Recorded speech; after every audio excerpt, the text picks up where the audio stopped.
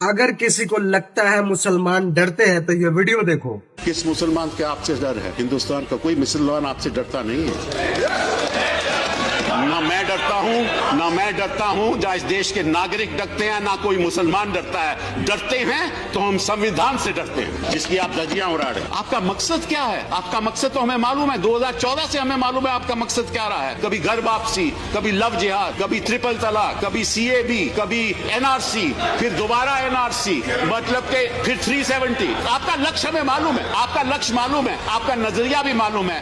आप नाम से, किसी के नाम से पता करना चाहते हो इस देश में वो रहेगा या नहीं रहेगा। कि आपके प्रधानमंत्री जी सबका साथ और सबका विकास पे विश्वास करते हैं। सबका विश्वास तो उन्होंने खो दिया, क्योंकि 2014 से लेकर अब तक सबका साथ उन्होंने कभी भी नहीं दिया।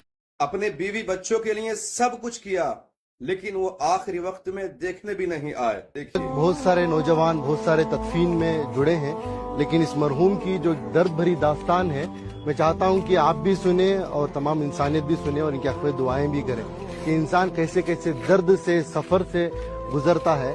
जब ये अच्छा कमाते थे, केरला में रहते थे, सऊदी को गए थे, सऊदी को जाकर 90s की बात कर रहा हूँ, उस वक्त पर इनकी सैलरी 30,000 रुपए थी। 30,000 रुपए कमा कर अपने बीवी बच्चों को इंडिया देकर भेजते थे, बच्चों को काबिल भी बनाया।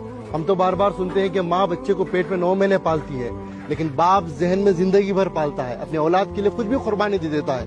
लेकिन जब बाप के पास पैसा आया, यानी इस मरहूम के पास, शमशुद्दीन साहब के पास, तो इन्होंने बीवी बच्चों को सऊदी को बुला लिया। सऊदी को जब बुला लिया तो इनको भी, यानी इनके वाइफ को भी जॉब पे लगाया गया। वो जॉब करना चाहती थी शायद, तो जॉब को उनको लगाया गया, तो उनकी सैलरी हो गई 60,000, इनकी सैलरी थी 30,000। फिर कुछ ही दिन गुजरे, उनके पास कुछ पैसा आया, उनकी बीवी के पास, इनको अपनी जिंदगी से दूर कर दिया। ये एक दिन था, ये अपनी बेटी से मिलने के लिए, अपने औलाद से मिलने के लिए सऊदी में ही, जो इनकी बीवी अलग फ्लैट लेकर रहती थी, वहां पर जाते हैं। बाप अपनी बेटी की मोहब्बत में एंट्री लेता है, जाता है, बेटी दरवाजा खोलती है, बेटी बाप को देखती है, जैसे ही बाप को देखती है एकदम से दरवाजे को मूछ देती है।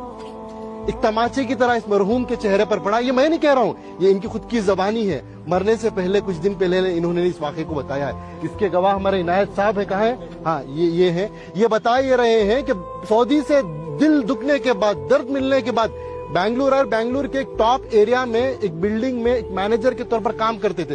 ये खुद उसके गवाह हैं कि एक मिलिट्री की तरह सिस्टम था इनका। बस मैं इंसानियत से यही बात कहना चाहता हूँ कि दौलत तो कमाना है, वो मुकद्दर की मिलेगी, लेकिन अपने रिश्तों को बनाएं पहले, अपने बच्चों को, अपनी औलाद को मुसलमान बनाएं, इंसान बनाएं। आज पता चला